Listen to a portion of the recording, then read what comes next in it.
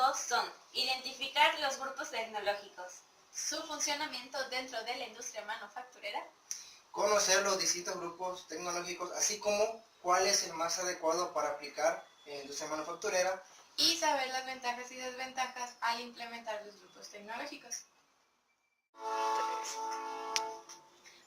Bueno, mi nombre es Kimberly y vamos a empezar con los grupos tecnológicos. Para entender esto vamos a definir que un grupo tecnológico es una filosofía de la manufactura que consiste en agrupar o clasificar grupos o subgrupos o familias de distintos aspectos dentro de la industria. Para entenderlo más claro tenemos, por ejemplo, estos utensilios que son utilizados para la cocina, para cocinar y realizar distintos alimentos, y también otros artículos que son para nuestra higiene personal. Es una forma de clasificar o crear familias de acuerdo a las necesidades diferentes. Aunque dentro de la industria es mucho más complejo. ¿Por qué? Porque existen autopartes, partes de piezas muy pequeñas como muy grandes. Un ejemplo que tenemos también son estas dos piezas que geométricamente son iguales, pero son diferentes porque una es hecha de PVC, por lo tanto requiere distinta producción, y otra de cobre. Otro ejemplo que tenemos son esos tornillos que puedes verlos, puedes observarlos y puedes decir que son muy diferentes, y claro que sí son diferentes. ¿Por qué? De acuerdo a la longitud, pero son hechas por la misma maquinaria. Por lo tanto, los grupos tecnológicos se van a dividir o se van a aprovechar de acuerdo a sus similitudes. Por ejemplo, atributos de diseño y atributos de manufactura. Dentro de los atributos de diseño podemos encontrar la forma que va a tener la pieza, las dimensiones, qué tipo de material van a estar hechas y las tolerancias. Dentro de la manufactura va a ser de acuerdo a la actividad que se va a realizar, por ejemplo, torneado, fresado, cizallado, etc. En sí, ¿en qué consisten los grupos tecnológicos? Primero debemos de identificar aquellas similitudes para posteriormente así poder, ya sean de diseño o de manufactura, para posteriormente crear las familias. Una vez que se crean esas familias se debe de organizar las máquinas. Eso se le denomina celdas de manufactura, las cuales nos van a ayudar porque vamos a tener un mayor control de lo que es dentro de la producción, así como también la reducción del espacio y el flujo continuo de una sola pieza. Posteriormente que organizamos las máquinas, ya podemos clasificar y codificar. Clasificar va a ser a categorizar de acuerdo a los aspectos o características que tienen cada producto, cada pieza, y codificar es asignarle símbolos o números, símbolos, números o letras a las piezas. Aunque cabe mencionar que codificar y clasificar resulta ser muy complejo debido a que las empresas no tienen un sistema universal que se utilice o que todos lo utilicen, ya que las utilizan de acuerdo a sus necesidades, aunque se requiere que, por ejemplo, si el departamento de planeación y de control utilizan cierta codificación, también los departamentos de administración deberían adaptarse a esas codificaciones. Ok, los sistemas de producción. Para entender qué es un sistema de producción, debemos saber qué es un sistema. Para empezar, un sistema podemos definirlo como el conjunto de elementos que se interrelacionan o trabajan entre sí para lograr un mismo objetivo. Por lo tanto, un sistema de producción es desde la entrada de las materias primas, así como también el proceso de transformación y el producto final que se obtiene. Estos sistemas de producción no trabajan solos, por lo que se requiere de máquinas, sistemas de manipulación y transporte de materiales, sistemas de control por computador y, lo más importante, el recurso humano. Dentro de las máquinas encontramos máquinas manuales, máquinas semiautomáticas y máquinas automáticas, en donde las máquinas manuales, el operario ejerce cierta forma para realizar dichas actividades. Por ejemplo, puede ser herramientas como el taladro, el martillo, la cortadora, etc. Dentro de las semiautomáticas podríamos decir que trabaja 50% el operario como 50% la máquina. Y en las automáticas se necesita de un supervisor para ya sea supervisar la máquina o como pues prenderla o apagarla. Dentro de los sistemas de manipulación o transporte de materiales encontramos ciertas actividades que son la carga, la colocación y la descarga de los materiales. Podemos utilizar para transportar materiales ya sea camiones, transportadoras, grúas, etc. Los sistemas de control por computador tienen varias funciones. Por ejemplo, uno de ellos, comunicar instrucciones a los trabajadores, así como también controlar y coordinar los sistemas de manipulación y transporte del material. También ayuda planificando la producción de planta, control de calidad, diagnóstico de averías, etc.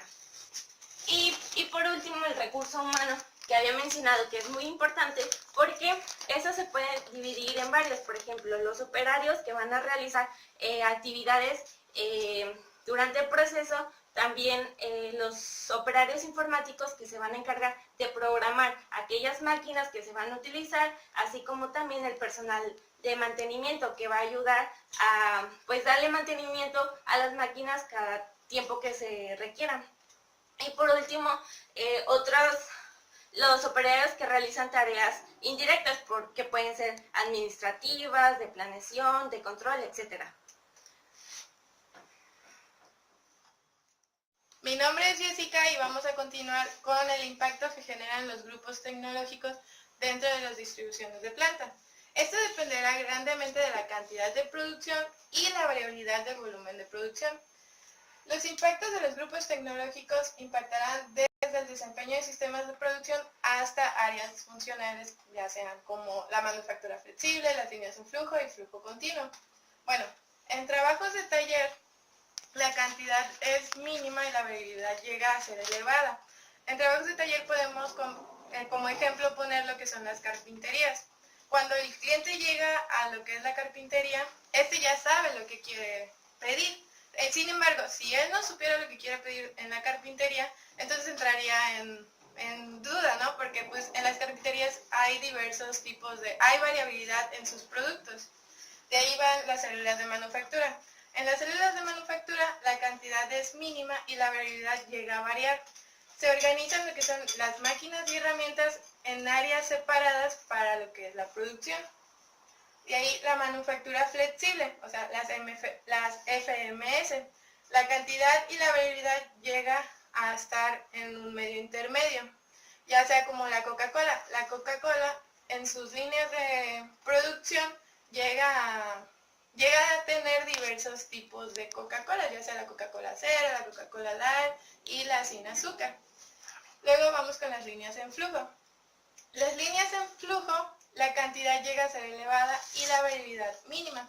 Estos son grandes lotes cuyo proceso de obtención requiere una secuencia similar a las demás.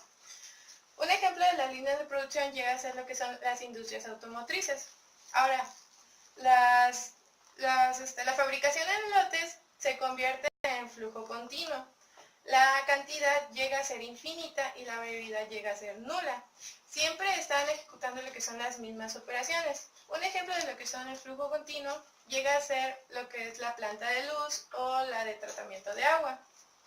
Ahora, las ventajas que los grupos tecnológicos nos llegan a dar es que hay variedad de artículos, hay grandes cantidades de materiales y más materiales, hay menos costos en la obtención de estos y hay mayor calidad en la producción.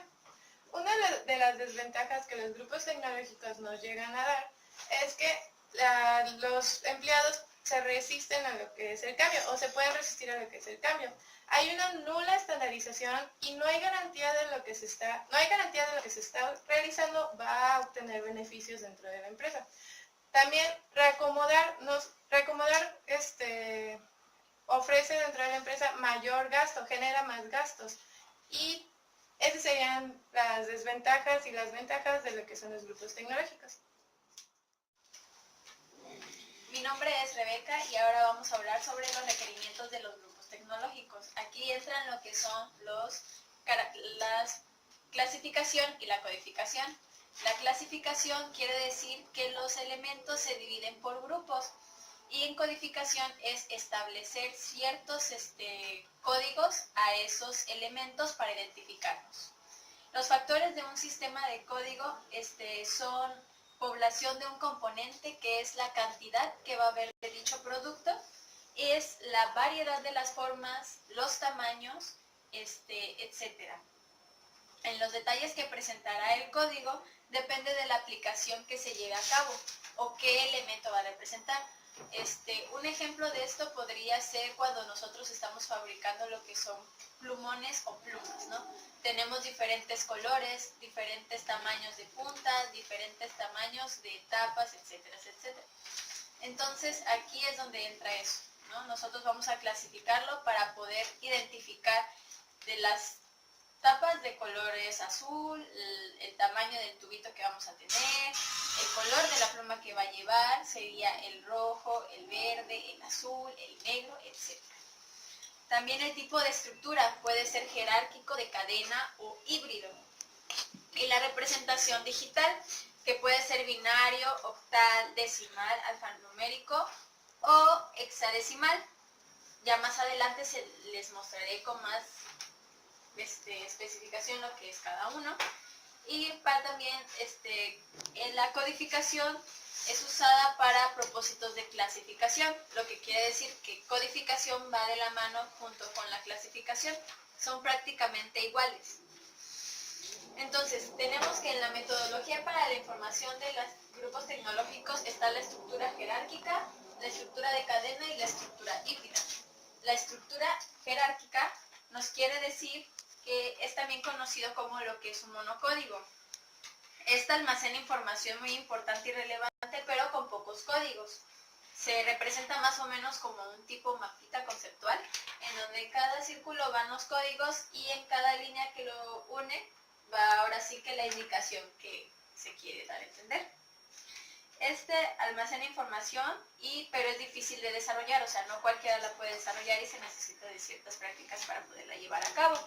En la estructura de cadena, esta también se conoce como policódigo. Esta representa un poco de información, o sea, no es mucha la información que nos va a estructurar, pero no es tan detallado como la jerárquica, o sea, es como que menos específica. Y es difícil de construir, no cualquiera puede construirla, se necesita también saber más o menos cómo lo van a llevar a cabo para poder estructurarla. Y la estructura híbrida es un conjunto de ambas, puede ser también llamada mixta. Lleva los beneficios que tienen estas dos estructuras antes mencionadas, la jerárquica y la de cadena. Ahora también por otra parte, pues sería todo de lo que es la clasificación y la codificación. No hay que olvidar que la clasificación y la codificación son muy importantes porque no nada más los que producen van a saber esto, sino que cualquiera, ahora sí que de la empresa que tenga que ver con el proceso pueda saber en dónde se encuentra cada producto, etc. Y por eso se codifican, para ser identificados de una manera muy simpática. Mi nombre es Manuel. Continuando con la presentación, hablaremos un poco de los tipos de grupos tecnológicos que se utilizan en la industria manufacturera. En este caso cabe resaltar que no hay como tal una clasificación de los grupos tecnológicos. Sin embargo, mencionaremos 5 de los más utilizados. El primero de ellos es el sistema Ortix, que esencialmente contiene 9 códigos. Se le pueden agregar 4 o 5 más, depende mucho de la empresa que esté codificando. El primero hace referencia a la geometría del material que se va a codificar. El segundo tiene que ver con características especiales y el último con características de producción, que como lo mencioné anteriormente, ya depende mucho de la empresa. Un ejemplo claro de esto son los insertos de corte, que se utilizan en las máquinas y herramientas, en los portaherramientas, en las barras. Como mencioné, en los insertos utilizan este tipo de codificación. El segundo tipo es el KK3, que fue diseñado por los japoneses en el año 1970. Este es un poquito más laborioso y más largo, consta de 21 dígitos en el código. Otro ejemplo de tipo de grupo tecnológico es el sistema Buoso-Parham. Este es un poco más sencillo que el anterior porque solamente consta de 4 dígitos. El primero de ellos tiene que ver con la forma de lo que se va a codificar. El segundo es el material del que está compuesto. Y el tercero tiene que ver con la forma. Y el último tiene que ver con las especificaciones, es decir, el tipo de material que se está codificando. Un ejemplo muy claro es la nomenclatura de los aceros. Según la AISI, que es la Asociación del Hierro y del Acero, se clasifican en 4 dígitos. El primero es el tipo de acero, el segundo es el aproximado, que quiere decir que si se le agrega otro componente como puede ser níquel o carbono, y el último es el porcentaje de carbono que se le agrega al material. Aquí es donde vemos de la principal ventaja o beneficio de la clasificación. No es lo mismo ir a comprar un acero y pedir quiero un acero con tanto porcentaje de carbono a decir quiero un acero 1030, que ya está estandarizado. Es más sencillo utilizarlo o decir quiero un acero 1030 a pedir quiero un acero con 30% de carbono. Otro tipo de clasificación de los grupos tecnológicos es el M-Class. Se utiliza de 12 dígitos. Otro tipo es el D-Class, que solamente utiliza 8. Bueno, y continuando vamos a hablar un poco de la distribución de planta. Cabe resaltar que de forma general la distribución de planta se divide o se clasifica en 3, que es por proceso, por producto y por célula de manufactura. En la primera clasificación, que es por producto, en este caso aquí se comienza a ver lo que nosotros conocemos como una línea de producción. Tenemos una línea en la cual hay una secuencia de operaciones y se va realizando, valga la redundancia, distintas operaciones para hacer un producto. La segunda es la distribución por proceso. Aquí ya hay una secuencia lógica de operaciones. ¿Qué quiero decir con esto? Que en una parte se distribuyen por las máquinas, en otra parte está la inspección y en otra parte podrá estar pintado y así sucesivamente. Se clasifica cada área en un proceso. Y el último, que son las células de manufactura, en este caso se trabaja un tipo de pieza y se trabaja a lo largo. El más común, el más típico es en forma de U, que se ponen unas máquinas en forma de U para maquinar una pieza. De un ejemplo de esto puede ser al momento de maquinar piezas para petróleo. Se pueden juntar 1, 2 o 3 tornos de manera en forma de U. En uno se le puede realizar una rosca, en otro se le puede realizar de alguna forma especial y en otro se le puede desbastar. ¿Qué quiero dar a entender con esto? Que en una pequeña célula de manufactura se le hacen las 3 operaciones necesarias para una pieza.